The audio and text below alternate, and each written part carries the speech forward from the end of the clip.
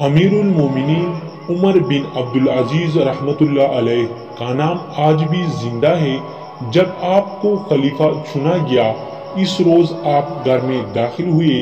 आपकी तबीयत खराब थी।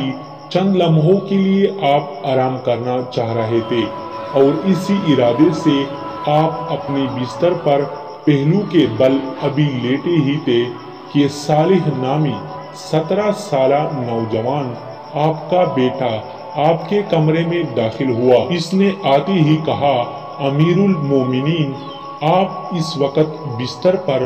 आपने फरमाया, बेटा मैं बहुत थक गया हूँ, मुझ में कुछ हिम्मत नहीं, मैं चाहता हूँ थोड़ी देर आराम कर लूँ।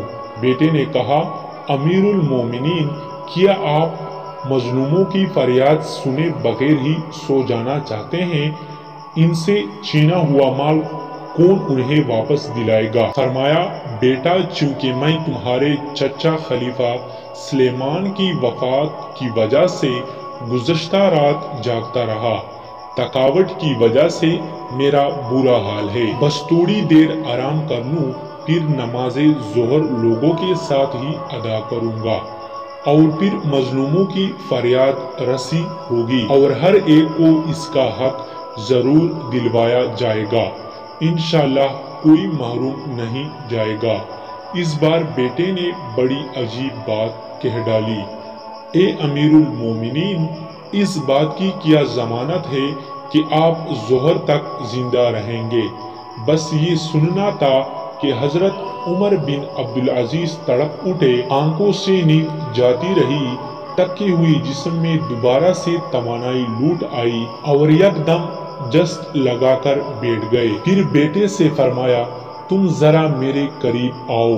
बेटा करीब हुआ तो उसे गले लगाकर पेशानी पर बोसा दिया और फरमाया, अल्लाह ताला का बेहद शुक्र है कि जिसने मुझे ऐसा नेक फर्जंद अता फरमाया जो दीनी मामलात में मेरा हाथ बटाता है। फिर आप उठे और ये हुक्म दिया कि जो कोई इंसाफ का तालिब आया है उसे बुलाया जाए। जिसके साथ जुल्म हुआ है वो हाजिर होकर अपने लिए तकाज़ाए अदल कर सकता है। यूं कहा कर अपने अमूर खिलाफत में मसरूफ हो गए। सुब्हानल्लाहि व बिहम्दिही सुब्हानल्लाहिल अज़ीम। ऐसे आदिल बादशाहों के सबब उम्मत मुस्लिमा ने बहुत सी बहारें देखी हैं। उन्हीं की राहें आज पुकार कर हमें अपनी जानिब मुतवज्जा कर रही है।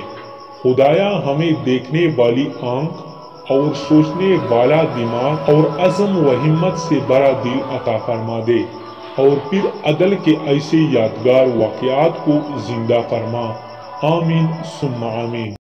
इस वीडियो को लाइक, सब्सक्राइब और बेल के आइकन पर क्लिक करके ऑल नोटिफिकेशन ऑन करें। शुक्रिया।